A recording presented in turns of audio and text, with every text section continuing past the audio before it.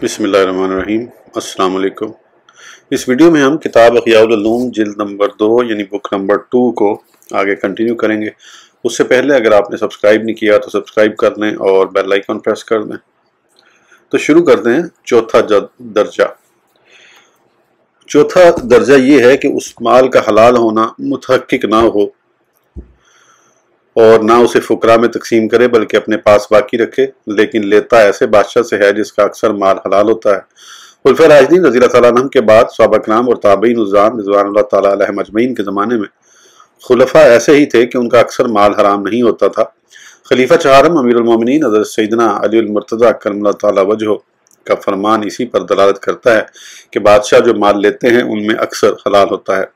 उलमा इकराम की एक जमात ने अक्सर पर एतमाद करते हुए उसे जायज़ करार दिया है और हमने इस सिलसिले में आम लोगों के हक में तवक्कुफ किया है, क्योंकि उनका माल काबिल शुमार होता है जबकि बादशाह का माल नाकाबिल शुमार के मुशाबे है।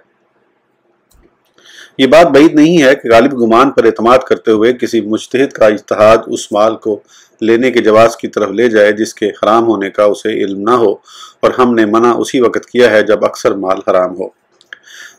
4 दर्जात का माहासिल। जब आपने मज़कूरा 4 दर्जात को समझ लिया तो साबित हो गया कि हमारे ज़माने में ज़ालिम बादशाहों के वज़ाइफ सल्फ़ सालिहीन रहमतुल्लाह मुबीन के ज़माने के वज़ाइफ की तरह नहीं हैं, और ये 2 कतई वजूहात की बिना पर उनसे जुदा हैं। पहली वजह, हमारे ज़माने के बादशाहों के तमाम अमवाल या उनमें से अक्सर हराम हैं, और ये कैसे ना हो क्योंकि हलाल तो सदक़ात, फ़ई और माल गनीमत होते हैं, जबकि इन तीनों का वजूद है ना उनमें से कोई चीज़ बादशाह के कब्ज़े में होती है, बाकी उसके पास जिजिया ही रह जाता है जो कई किस्म के जुल्म करके लिया जाता है जिनके ज़रिए लेना हलाल नहीं होता। इस तरह के बादशाह जजिया लेने और जिनसे लिया जाता है यानी ज़मीयों के बारे में शरीयत की हदूद से तजावज़ कर जाते हैं और उनसे तय की गई शराइत को पूरा नहीं करते।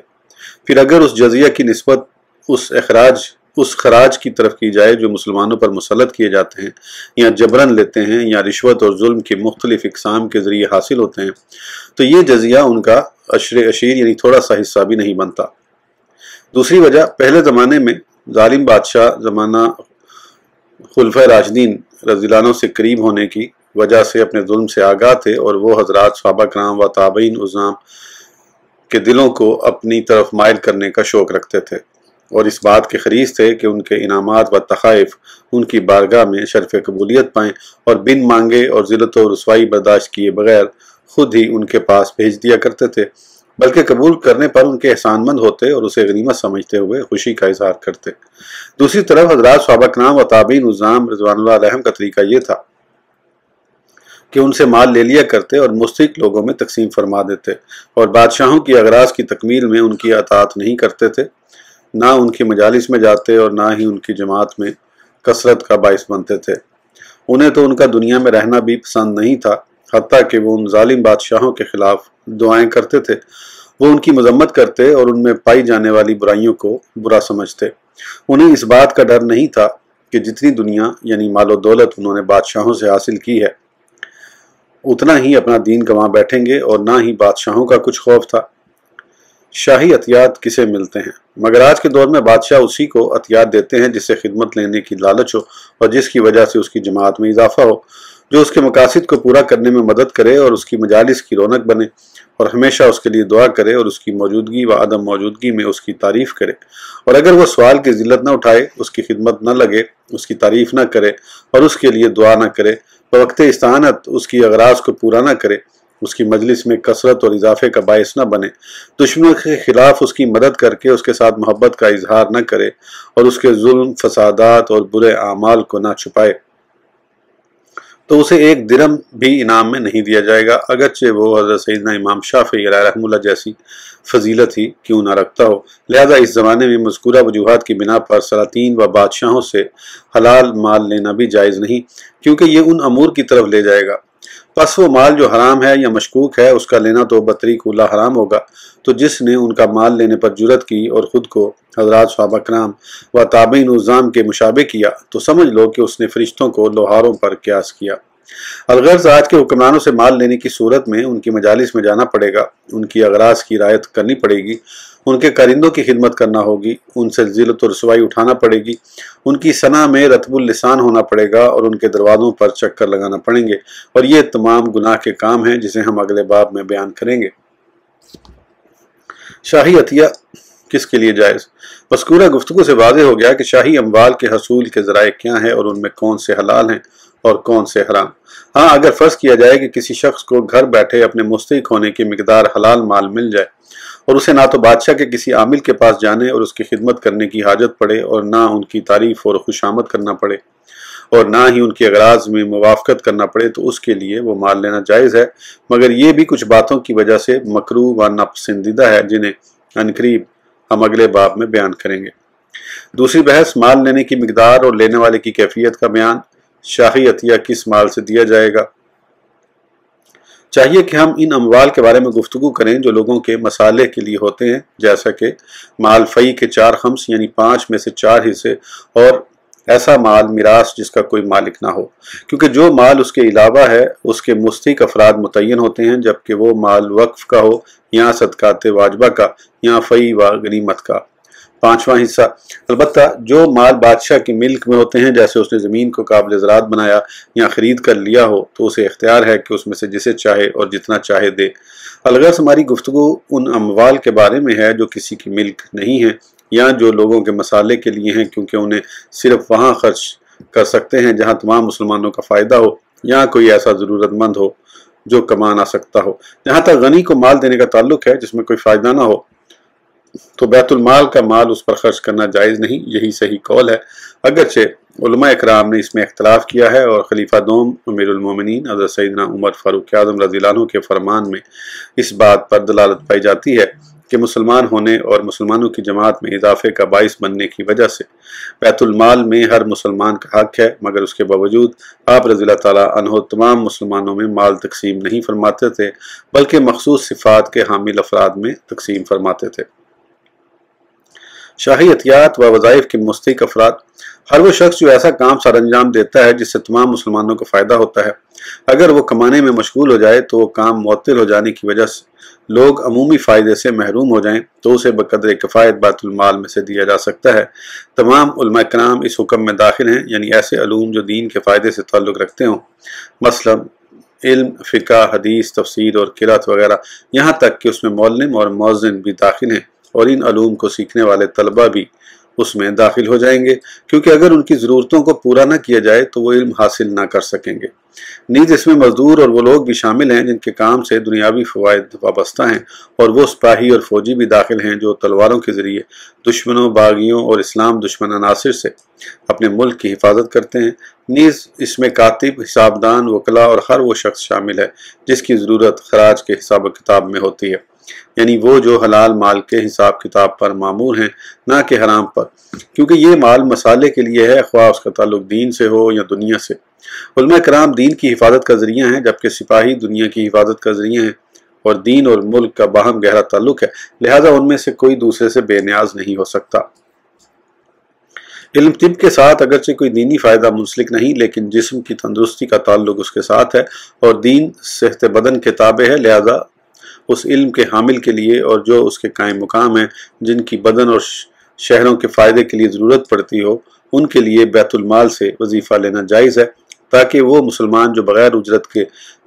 इलाज करवाना चाहे या उसका इलाज कर सकें, और मज़कूरा इल्म के हामिल अफराद के लिए बैतुल माल से लेने में हाजत की शर्त नहीं है, बल्कि गनी होने के बावजूद भी उनको वजीफ़ा दिया जा सकता है, क्योंकि हज़रात खुलफ़ाए राशिदीन रज़ियल्लाहु ताला अन्हुम मुहाजिरीन व अंसार दोनों को अता फरमाते थे, हालांकि मुख्ताज सब न थे बल्कि बाज़ गनी भी थे। अतिया व वजीफ़ा की मिकदार कितनी है? वजीफ़ा की कोई मिकदार मुकर्रर नहीं है, बल्कि ये इमाम की राय पर मौकूफ़ है। वो कुशादगी और हद गिना तक भी दे सकता है और मिकदार किफ़ायत पर भी इक्तफ़ा कर सकता है। जैसा तकादा किसी शख्स की हालत और माल की वसअत करे वैसा कर सकता है। नवासे रसूल हज़रत सैयदना इमाम हसन رضی اللہ تعالیٰ عنہ نے حضرت سیدنا امیر معاویہ رضی اللہ تعالیٰ عنہ سے یک بار کی 4 لاکھ لیے تھے، اور خلیفہ دوم امیر المومنین حضرت سیدنا عمر فاروق اعظم رضی اللہ عنہ ایک جماعت کو سالانہ 12,000 درہم عطا فرماتے۔ ان میں ام المومنین حضرت سیدنا عائشہ صدیقہ رضی اللہ تعالیٰ عنہ بھی شامل تھیں، اور ایک جماعت کو 10,000 اور ایک کو 6,000 درہم عطا فرماتے۔ خاص شخص کو کثیر مال دیا جا سکتا ہے۔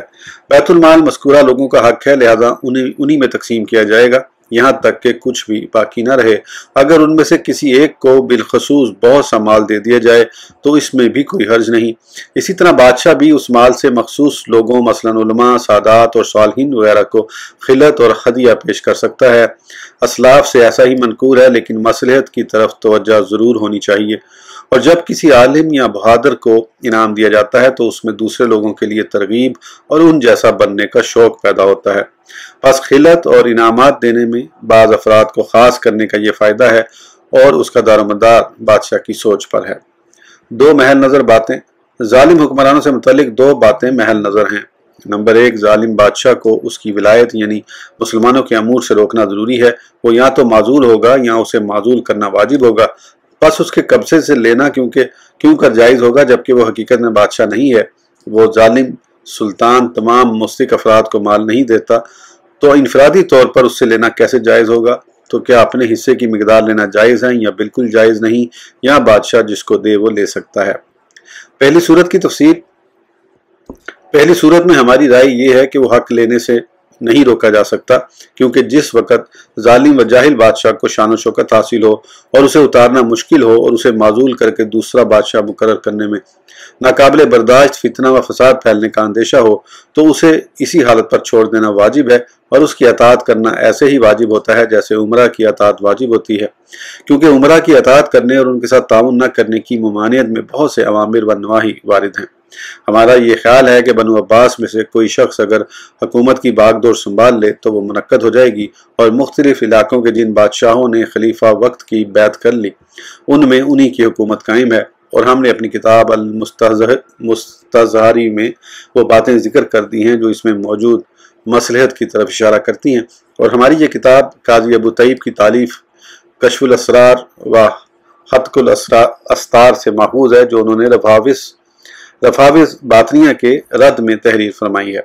المختصر، ہم بادشاہوں میں صفات اور شرائط کا اس لیے لحاظ رکھتے ہیں کیونکہ اس میں مصالح کی زیادتی کی توقع ہوتی ہے، اور اگر ہم ولایت کو باطل قرار دے دیں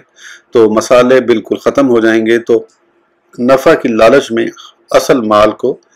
کیسے ہلاک کیا جا سکتا ہے؟ بلکہ اب تو ولایت شان و شوکت ہی کے تابع ہے۔ جس کی بیعت شان و شوکت والے کریں وہی خلیفہ ہے، جس کی شان و شوکت دائمی ہو اور وہ اصل خطبہ اور سکہ میں خلیفہ کا فرما بردار ہو تو وہ بادشاہ ہے، اور 4 دانگ عالم میں اس کا حکم اور فیصلہ نافذ ہوتا ہے۔ اس کی تحقیق ہم نے اعتقاد میں میانہ روی کے تحت امامت کے احکام میں بیان کر دی ہے، لہذا اسے یہاں دوبارہ ذکر کر کے کلام کو طویل نہیں کریں گے۔ دوسری صورت کی تفصیل۔ دوسری صورت اور اشکال یہ ہے کہ اگر بادشاہ تمام مستحقین کو مال نہیں دیتا تو کیا کسی فرد واحد کے لیے اس سے لینا جائز ہوگا؟ اس مسئلے میں علماء کرام نے 4 مراتب کے لحاظ سے اختلاف کیا ہے۔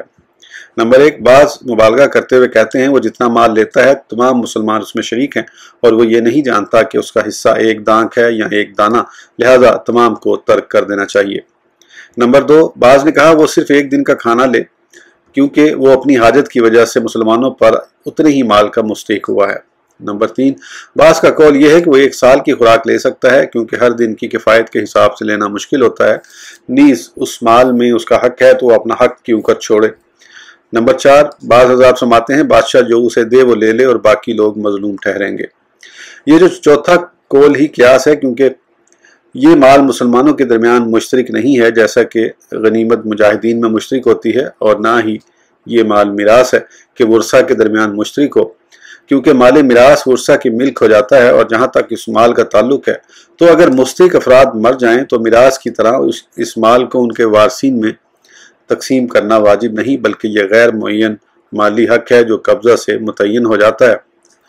جو قبضے سے متعین ہوتا ہے، بلکہ یہ صدقات کی طرح ہے کہ جب فقراء کو ان کا حصہ دیا جاتا ہے تو اس وقت وہ ان کی ملک میں آ جاتا ہے اور مالک کا مصارف میں داخل دیگر افراد کو حق نہ دے کر ظلم کرنا فقراء کے مالک بننے میں رکاوٹ نہیں ہوتا۔ یہ اس صورت میں ہے جبکہ تمام مال اس پر صرف نہ کیا ہو بلکہ اتنی مقدار دیا کہ اگر اوروں کو بھی دیتا اور ان کی بنسبت اس کو کچھ زیادہ دیتا تو اس کے لیے لینا جائز ہوتا، کیونکہ عطا میں کمی زیادتی ہو سکتی ہے۔ چنانچہ عطیہ شاہی میں بعض کو ترجیح دینے کی وضاحت۔ خلیفہ اول امیر المومنین حضرت سیدنا ابوبکر صدیق رضی اللہ عنہ نے تقسیم میں برابری کی تو حضرت سیدنا عمر فاروق اعظم رضی اللہ عنہ نے بعض کو بعض پر ترجیح دینے کے لیے عرض کی تو انہوں نے فرمایا ان کا باعث فضیلت ہونا تو اللہ عز و جل کے ہاں ہے، جبکہ دنیا تو مقصد آخرت تک پہنچنے کا ذریعہ ہے۔ خلیفہ دوم امیر المومنین حضرت سیدنا فاروق اعظم رضی اللہ عنہ نے اپنے دور خلافت میں بعض کو فضیلت دی، چنانچہ ام المومنین حضرت سیدنا عائشہ صدیقہ طیبہ طاہرہ رضی اللہ تعالیٰ عنہ کو 12,000 درہم، ام المومنین حضرت سیدتنا زینب رضی اللہ عنہ کو 10,000 درہم، ام المومنین حضرت سیدنا جویریہ رضی اللہ تعالیٰ عنہ کو 6,000 اور اتنے ہی ام المومنین حضرت سیدنا صفیہ رضی اللہ عنہ کو عطا فرمائے۔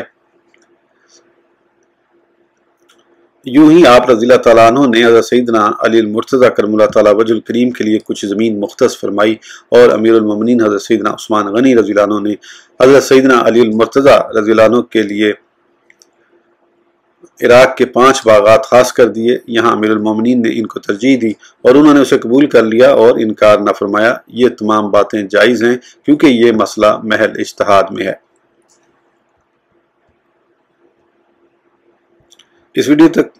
کے لیے اتنا ہی، پھر انشاءاللہ اگلی ویڈیو میں آگے کنٹینیو کریں گے۔ اس وقت تک کے لیے اجازت دیجیے، سبسکرائب کرنا نہ بھولیں۔ اللہ حافظ۔